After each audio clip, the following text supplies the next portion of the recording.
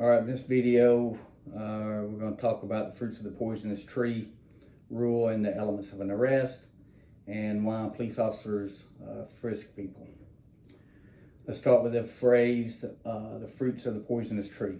It's something that a lot of people don't hear every day, but in law enforcement, it's an important concept in law. It comes from the Fourth Amendment, which protects us from unreasonable searches and seizures.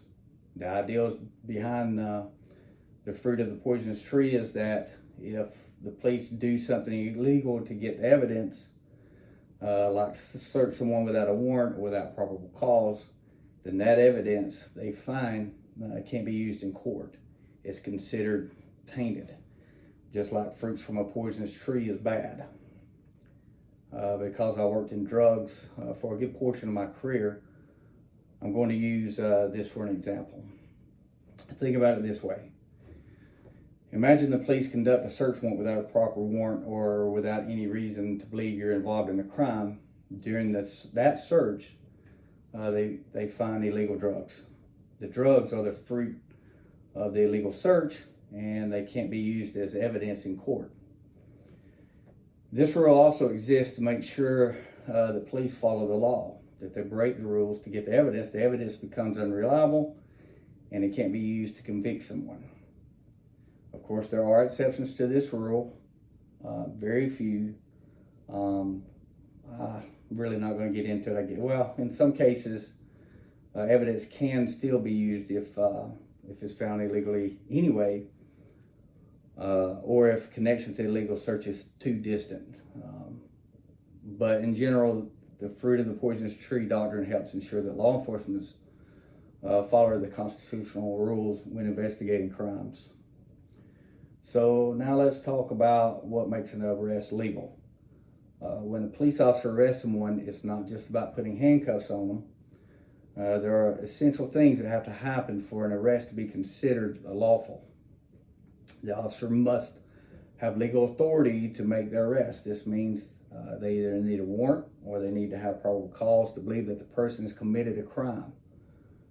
For example, if an officer sees you commit a crime, they have authority to arrest you right there. If they don't have any of these things, no warrant or probable cause, the arrest is illegal. The officer must have the clear intention to make an arrest. This might sound obvious, but it's important. You can't just accidentally arrest someone. The officer has to know they're arresting you. Usually they'll tell you you're under arrest or something similar to make it clear. But once you stop their freedom of movement, technically they're under arrest. This one's pretty straightforward. To arrest someone, the officer has to have physically stop them from leaving. So, this movement, when you're no longer free to go, they might handcuff you, place you in the back of a patrol car, or simply restrain you in some way. This is a seizure and part of the arrest. Without this, you're, like I said, you're technically under arrest. Well, this isn't always required. Most of the time, officers will tell you why you're being arrested. It usually happens when they read you Miranda. Just note that Miranda does not have to be read unless there's questioning after the arrest. But if any one of these elements is missing, the arrest could be considered unlawful. And if the arrest is unlawful, then any evidence found as a result of that arrest might be thrown out of court. So it's really important for law enforcement to get all of these right. Now let's move on to the topic that's often in the news, police frisk.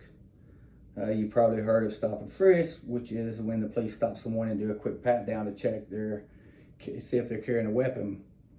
The main reason police frisk people is for safety. If an officer has a reasonable suspicion that someone might be carrying a weapon or is dangerous, or they may conduct a frisk to make sure the person isn't a threat. It's important to note that a frisk isn't a full search. It's just a quick check of the outer clothing to feel for anything that could be a weapon, like a gun or a knife, For frisk to happen, the officer must have what's called the reasonable suspicion. This means the officer needs to have a good reason to think that the person might be dangerous or have a weapon. They can't just frisk someone for no reason.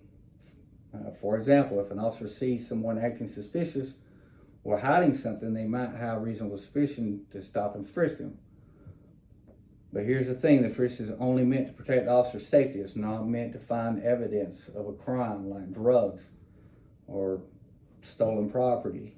If the officer feels something during the frisk that could be a weapon, they can take it. But if they feel something that's not dangerous, say a small bag of drugs, they can't just seize it unless they have a reason to go further, like arresting the person for would be a good reason. Once they're in arrest, they can then search them for an incident to arrest. The key point about the frisk is that they're limited in scope. Police officers can't frisk someone just because they feel like it. They need a reason, and the frisk can be a full search unless something's more comes up during the process. So, to wrap this up, the fruits of the poisonous tree rule says that if an evidence is obtained through illegal means, it can't be used in court. For the elements of an arrest, authority, intent, seizure of the person, and understanding, define when an arrest is legal and make sure police follow the proper procedures. And then the frisks are to protect officer safety when there's reasonable suspicion that someone might be armed or dangerous.